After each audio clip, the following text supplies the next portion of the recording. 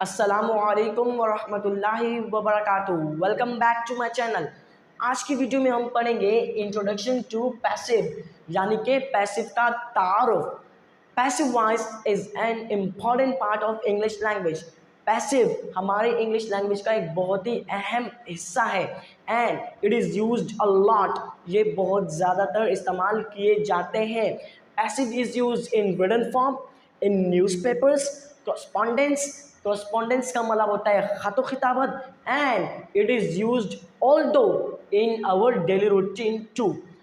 सबसे पहले पैसिव के बारे में समझें कि पैसिव अगर आप इस्तेमाल कर रहे हैं तो पैसिव में ऑब्जेक्ट बहुत इंपॉर्टेंट होता है। अगर जिस जुमले में ऑब्जेक्ट नहीं तो उसका पैसिव नहीं बनेगा।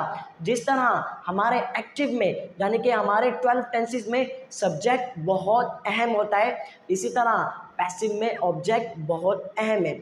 चलें अब हम कुछ रूल्स देखते हैं पैसिव के। सबसे पहले पैसिव कितने होते हैं? पैसिव होते हैं हमारे पास 8। कौन कौन से?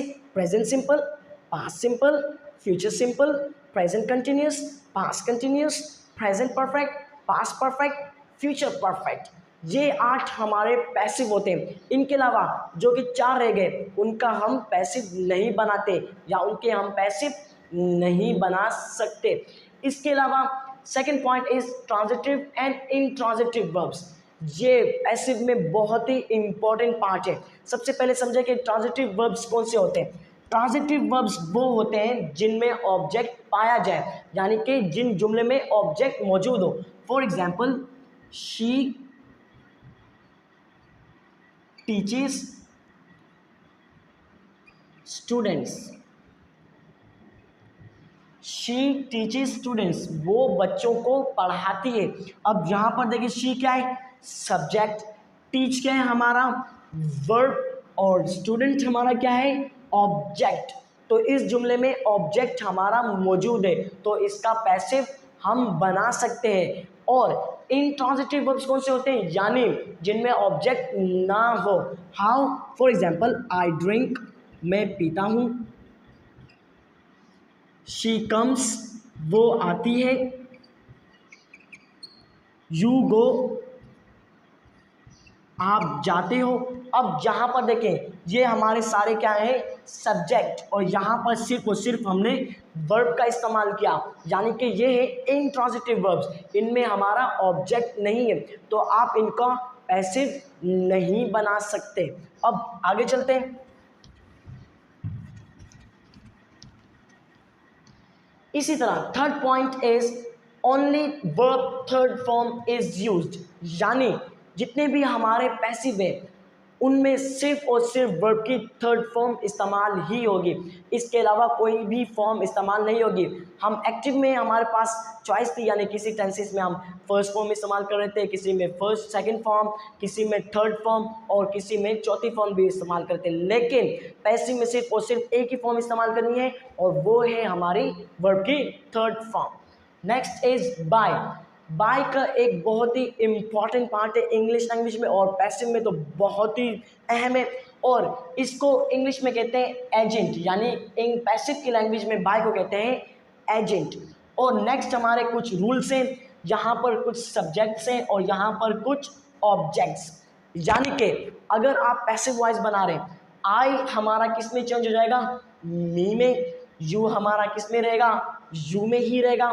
वी हमारा चेंज हो जाएगा अस में। और दे हो जाएगा देम में।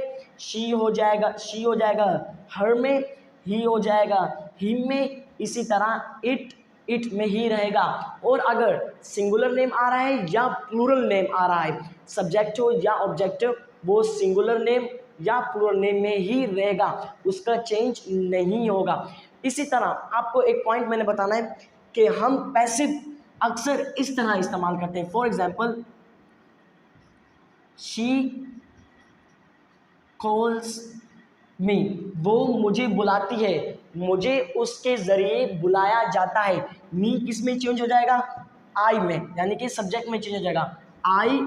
आई के साथ हम एम इस्तेमाल करते हैं। आई एम कॉल्ड बाय हर, मुझे उसके ज़रिए बुलाया जाता है।